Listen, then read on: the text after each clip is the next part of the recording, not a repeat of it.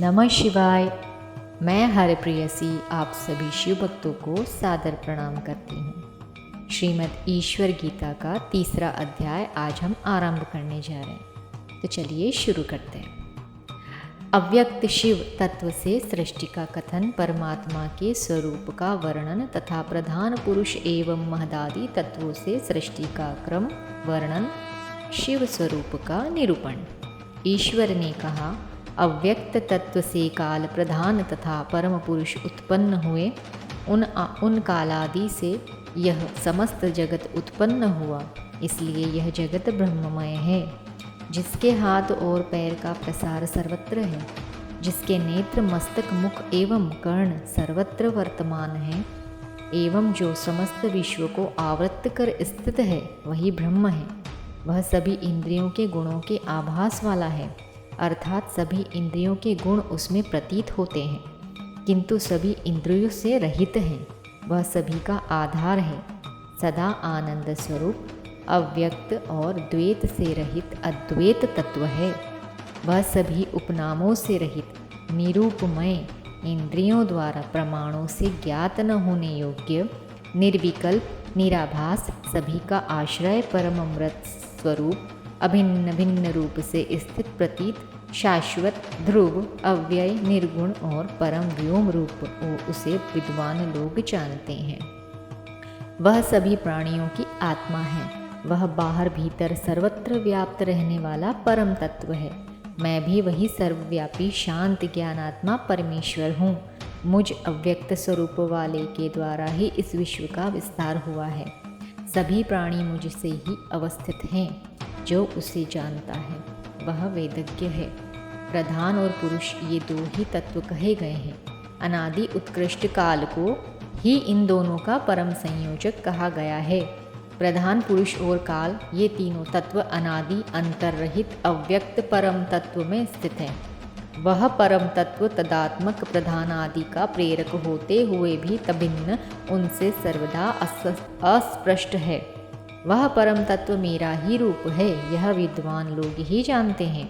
जो महत तत्व से लेकर विशेष पर्यंत समस्त संसार को उत्पन्न करती है, वह सभी देहधारियों को मोहित करने वाली प्रकृति कही गई है।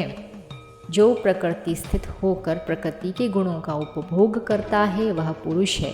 अहंकार, अहम तत्व से विमुक्त होने के कारण वह पुरुष 25वां तत्व कहा गया है। प्रकृति के प्रथम विकार को महान आत्मा महतत्व कहते हैं। उस विज्ञान शक्ति से संपन्न विज्ञाता अहम अर्थात अभिमान का मूल कारण अहंकार उत्पन्न होता है। वही एक महान आत्मा अहंकार कहलाता है। तत्व चिंतकों के द्वारा वह जीव तथा अंतरात्मा इस नाम से कहा गया है। जीवन में उसी के द्वारा सुख एवं दुख आदि सभी का अनुभव होता है। वह विज्ञान स्वरूप विविध सांसारिक ज्ञान का मूल है। उस अहंकार का उपकारक मन है। उससे अविवेक उत्पन्न होता है और फिर उस अविवेक से पुरुष का संसार बनता है। प्रकृति से काल का संपर्क होने से वह अविवेक उत्पन्न होता है। काल ही प्राणियों की सृष्टि करता है और काल ही प्रजाओं का संहार करता है। सभी काल के वशीभूत हैं, काल किसी के वश में नहीं होते। वह सनातन काल अनतः प्रविष्ट होकर इस संपूर्ण विश्व का नियमन करता है। इस काल को भगवान, प्राण, सर्वज्ञ तथा पुरुषोत्तम कहा जाता है। मनीषियों ने मन को सभी इंद्रियों से उत्कृष्ट एवं मन से अधिक उत्कृष्ट, अहंकार से उत्कृष्ट, महान को महतत्व बतलाया है। महत से उत्कृष्ट अव्यक्त, अव्यक्त से उत्कृष्ट पुरुष तथा पुरुष से उत्कृष्ट भगवान प्राण है। यह संपूर्ण संसार उसी से है।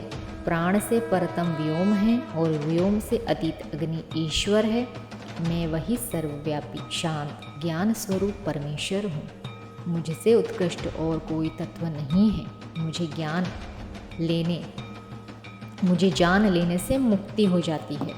इस संसार में एकमात्र मुझ अव्यक्त व्योम रूप महेश्वर को छोड़कर कोई भी स्थावर जगतमक तत्व नित्य नहीं है।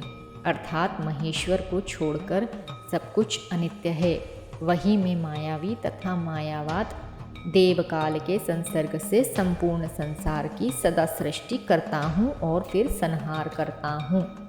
मेरे सानिध्य में ही यह काल संपूर्ण जगत की सृष्टि करता है।